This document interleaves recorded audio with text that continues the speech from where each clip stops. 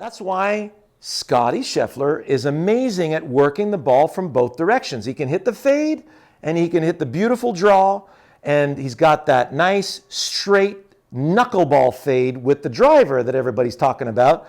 And I'm going to show that to you. You want to stick around because towards the end we're going to be showing you how to hit that knuckleball fade, which is a real fairway finder.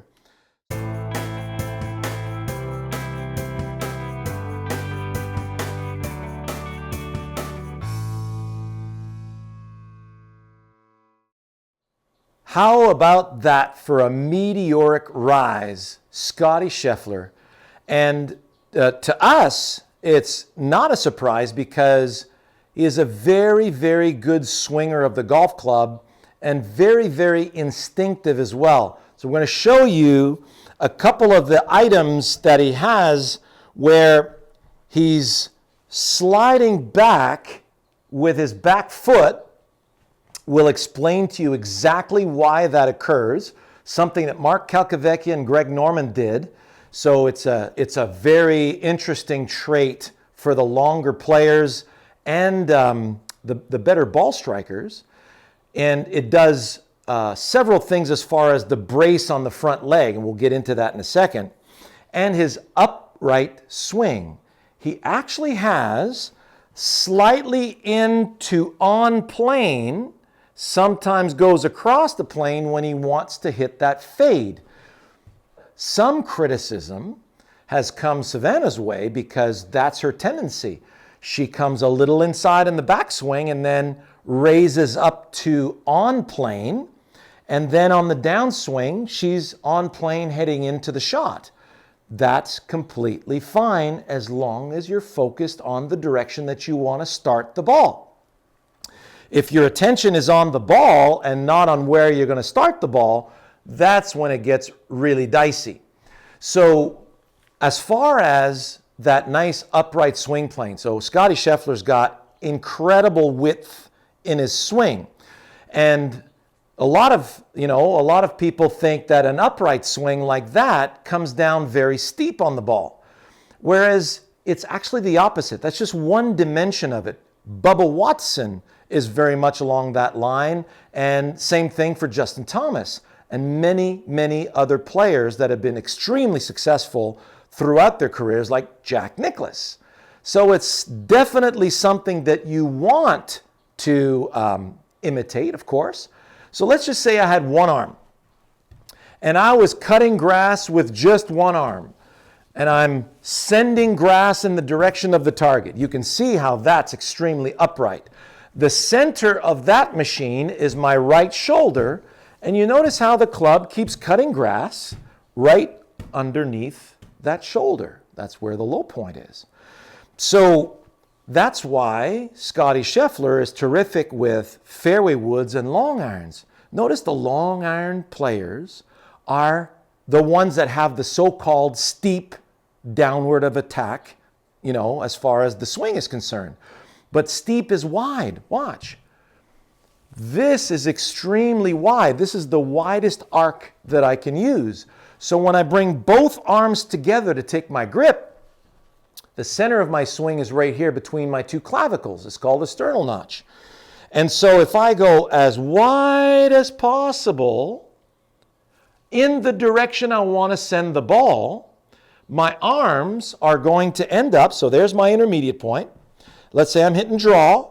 I'm going to go as wide as possible in a direction that is right edge of my intermediate point. So wide, wide, wide. That's as wide as I can go.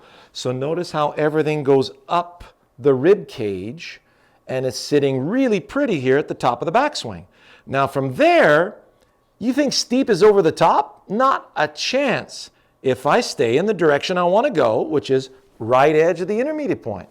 Right edge, right edge, right edge, right edge. So I can see right here in front of me, we got this amazing series on our premium channel called Blur of Club and Arc Blur Unstoppable Momentum series.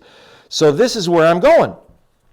That's why Scottie Scheffler is amazing at working the ball from both directions. He can hit the fade and he can hit the beautiful draw, and he's got that nice straight knuckleball fade with the driver that everybody's talking about. And I'm going to show that to you. You want to stick around because towards the end, we're going to be showing you how to hit that knuckleball fade, which is a real fairway finder. So I'm just going to stay to the right of that intermediate point with a very wide, very relaxed backswing. Here we go. Wide and right edge.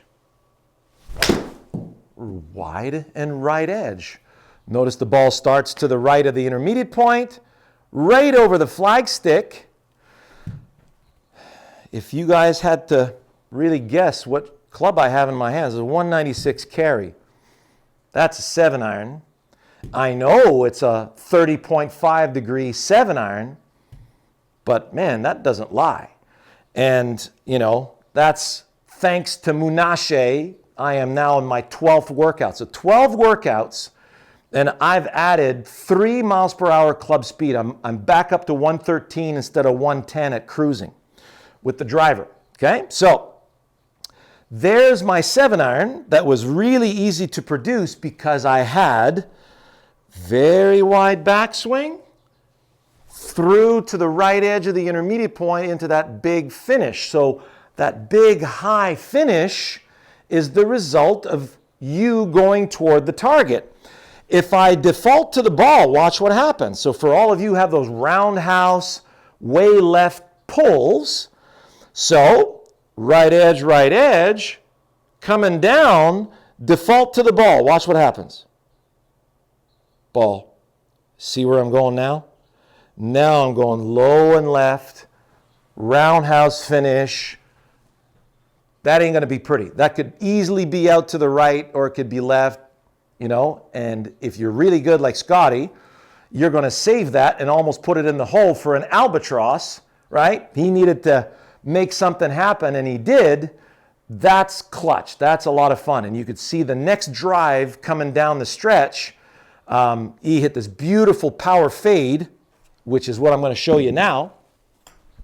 So we're looking for that wide power fade. I'm going to start at left edge of that intermediate point right there. So I'm lining up down the left center of the fairway, and it's going to be wide that way. And then I'm going to throw the club in that direction, and I'm going to stay with that direction. So if I'm catching that on the way up and to the left, I'm going to have very low spin and very low side spin as well. So here we go.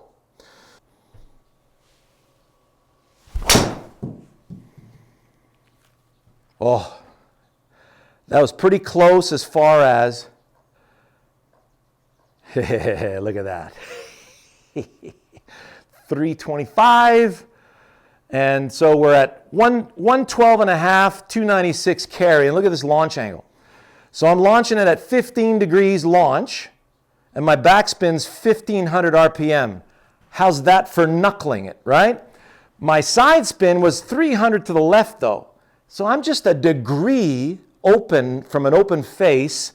Had that been a little more open, that backspin would have been around 1800, 1900 RPM. I may have lost maybe 5 yards. So it would have been 320 down the middle.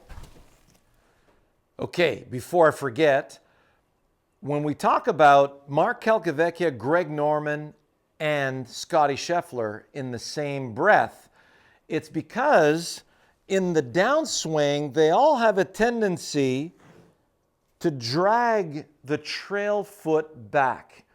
And you'll notice that for many of for all 3 of these guys, when they were a little too close to the ball, you know, they get a little too cozy to it, instinctively, they felt the need to get out of the way.